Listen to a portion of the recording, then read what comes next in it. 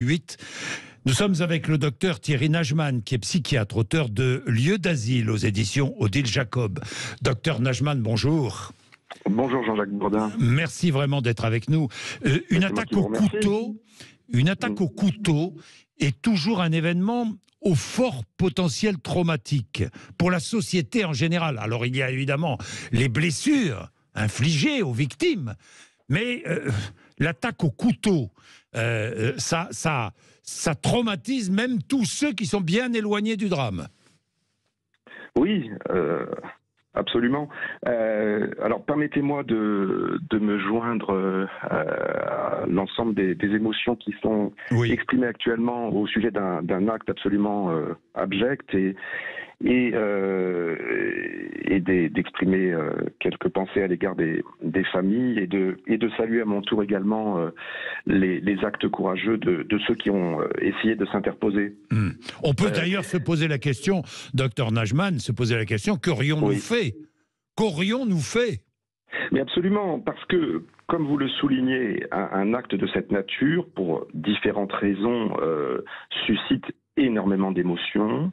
Et je crois que dès lors qu'il y a une émotion aussi intense, il faut appeler à la prudence dans les réactions, parce que les deux conséquences principales d'émotions aussi fortes et débordantes, c'est d'abord le risque que les discours extrémistes viennent, comme toujours, surfer et se nourrir des émotions fortes. On sait que les extrêmes, de façon générale, adorent jouer avec les peurs et se précipitent en général sur ces situations pour exprimer des discours simplistes et haineux.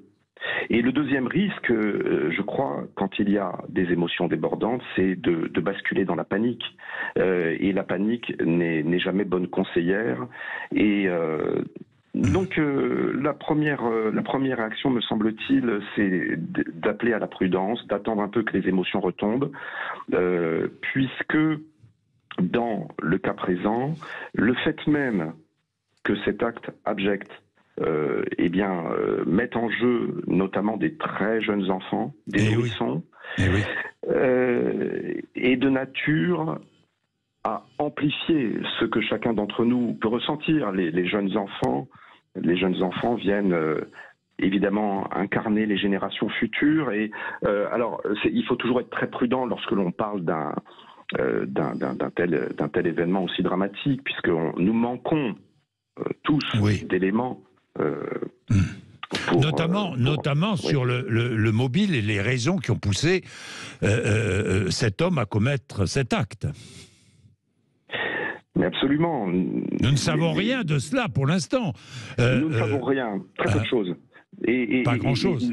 Voilà, c'est ça. Et alors, à partir du moment où nous sommes devant un tel mystère et un acte aussi grave, nous avons tendance à nous précipiter vers les explications simplistes. Oui, bien sûr. Et alors, comme toujours, les explications simplistes, c'est toujours la même chose. Nous avons tendance à... les discours ont tendance à se tourner vers à mettre en accusation, à mettre en cause les plus fragiles, c'est-à-dire soit les malades mentaux, soit ceux qui sont différents de nous, qui sont originaires d'une autre culture. Et là, en l'occurrence, évidemment, il y a eu immédiatement un certain nombre de commentateurs qui se sont précipités pour supposer qu'il s'agissait d'un islamiste. Ça n'est pas le cas. Il s'agit d'un individu qui est d'une autre culture. Mais Thierry Najman, et puis l'émotion est forte, parce que ce sont des enfants qui ont été attaqués. Imaginons que cet homme ait poignardé 3 ou 4 adultes. On en aurait parlé, mais moins. Sans doute moins. L'émotion aurait été moins forte. Pas de la même façon. Alors, pas de la même façon. Alors, il est bon de rappeler en cette occasion que toutes les études scientifiques montrent que lorsqu'il y a maladie psychiatrique, la proportion d'actes criminels ou délictueux n'est pas plus importante dans la population d'individus qui sont affectés d'une maladie psychiatrique que la population générale. Et les études montrent même, je sais que ça peut paraître surprenant. Mais Thierry Najman, ça veut dire que quelqu'un qui est sain d'esprit, vous me comprenez, peut très bien tout à coup dériver et aller jusqu'à frapper quelqu'un à coups de couteau?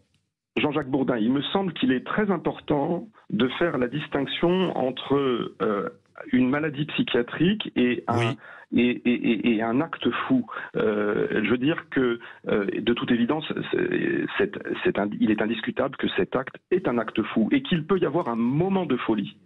Mais ce moment de folie ou cet acte délirant, n'est pas obligatoirement effectué par un individu qui a une maladie mentale. Oui. Et donc, il faut être absolument prudent. Mais on l'est. Vous avez raison, docteur Najman. Il faut être prudent. Moi, j'ai une autre question. Oui. Peut-être que cet individu avait consommé des toxiques, nous ne le savons pas. Pas de stupéfiants, pas d'alcool. Est-ce qu'on en a la certitude? Oui, puisque des examens il a été placé en garde à vue. On a déjà les résultats de ces examens. On a déjà les résultats et ni stupéfiants ni alcool. Très bien. Comment parler de ce drame? Mais je le souligne, excusez-moi, je le souligne. Oui. En tout cas, évidemment, les liens entre maladie mentale et actes criminels sont des liens extrêmement complexes et subtils, mais alors, évidemment, il est toujours difficile de glisser d'un raisonnement populationnel à une question individuelle, mais de façon générale, les malades mentaux, les gens qui souffrent de psychose, de schizophrénie, de bipolarité, etc., ne commettent pas plus de crimes ou de délits que la population générale. C'est important de le souligner, évidemment. C'est important de le souligner. Ensuite, évidemment, les liens sont plus complexes à l'échelle individuelle. Évidemment. Évidemment. Oui. Merci, docteur Najman.